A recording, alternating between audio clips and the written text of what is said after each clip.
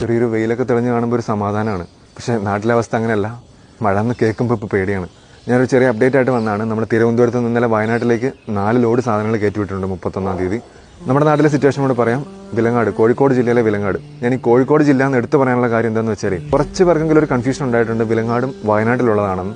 അല്ല, വയനാട്ടിലല്ല, കോഴിക്കോട് ജില്ലയിലെ വടകര നാദാപുരത്തിനൊക്കെ അടുത്തുള്ള സ്ഥലമാണ്. അവിടെയും സിറ്റുവേഷൻ അതിഭീകരമാണ് കേട്ടോ. ഈ വയനാടുണ്ടായ അതേ ഭീകരമായ അന്തരീക്ഷം തന്നെയാണ് വിലങ്ങാട് ഉണ്ടായിട്ടുള്ളത്. ആകെ ഒരു വ്യത്യാസം എന്താണെന്ന് വെച്ചാൽ മിനിറ്റുകൾക്ക് മുമ്പ് ഈ ആൾക്കാരെയൊക്കെ കുറച്ചുപേരെങ്കിലും മാറ്റി താമസിപ്പിക്കാൻ പറ്റി. അതുകൊണ്ട് ഒരു 100ഓളം ജീവനുകൾ രക്ഷിക്കാൻ പറ്റി. പക്ഷേ ഈ മാറ്റി താമസിപ്പിച്ചവരൊക്കെ ഒന്ന് പുറകോട്ട് നോക്കുമ്പോൾ അവർക്കിപ്പോൾ ഒന്നുമില്ല.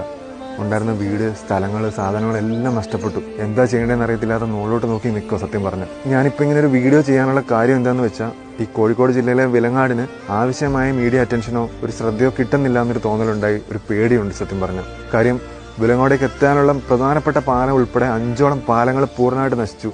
12ഓളം വീടുകൾ പൂർണ്ണമായിട്ട് നശിച്ചിരിക്കുകയാണ്. റോഡുകളില്ല, സ്ഥലങ്ങൾ പോയി, വിലങ്ങാട് ടൗൺ തന്നെ കുറേ പോയി. അപ്പോൾ ഈ സിറ്റുവേഷൻ ഒന്നും ആരും അറിയുന്നില്ലാത്ത പോലൊരു തോന്നൽ.